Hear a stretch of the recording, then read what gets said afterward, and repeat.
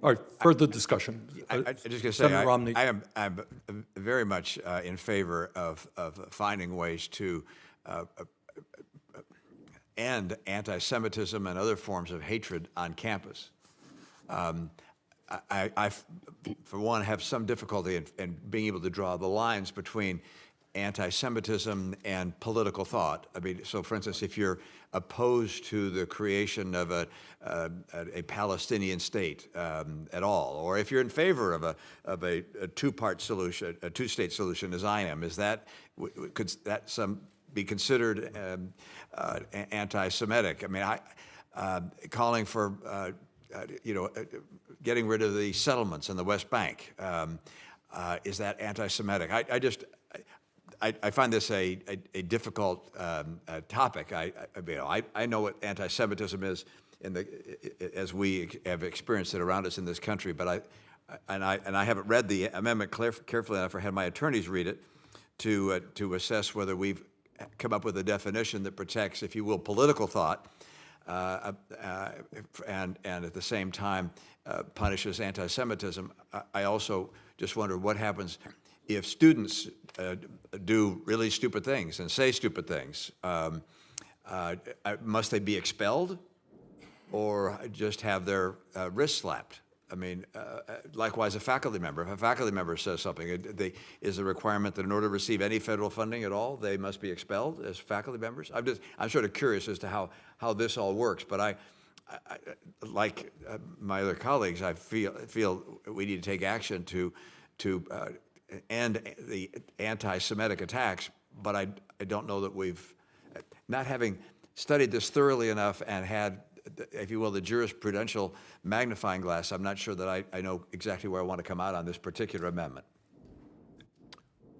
Further discussion. I think Marshall's amendment is somewhat pretty straightforward. I mean, we try to get in the weeds because we overthink things, which is okay because we don't want to leave it up for chance. But his amendment is specifically saying that the university embraces it. He specifically used the example of the three presidents of the university that refused to call out anti-Semitism for what it was. I messed up on the word, didn't I? But I need to eat. But I mean, it's pretty clear. If the university embraces it and doesn't denounce the behavior of a professor or doesn't denounce the behavior of the student body that is embracing this, that's doing the chants, then we shouldn't be funding it. And I think is denouncing it enough, or must they fire the people who do it? I don't think it said anything about it. It's the university embracing it. It's the university embracing it.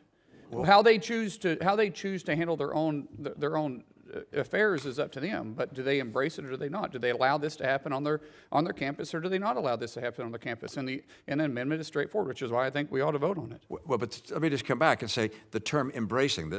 I don't believe the language says embrace. No, it says allows. Okay, allows is the same thing as embracing. I don't know how many times we. Well, no. It is too. This is the law. This is the law. All right, I'm a lawyer, and words have meaning. Okay, one at a time. Senator Mullin.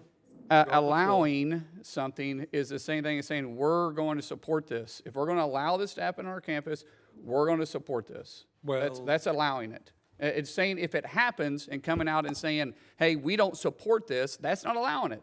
That's not saying the university does it. That's just saying we don't allow this to happen. We don't support this in our university. It's pretty clear. Okay, Senator.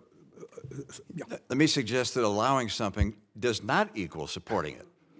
There's all sorts of stuff that's said in classes and by faculty that the university doesn't support. And in a free society with the First Amendment, people are allowed to say objectionable things. That doesn't mean they support it necessarily. Exactly. Also, the term embrace isn't there. I guess the question is, what does allow mean? So if a university says, we don't support what terrible thing was done on campus, is that enough, or do they need to remove people?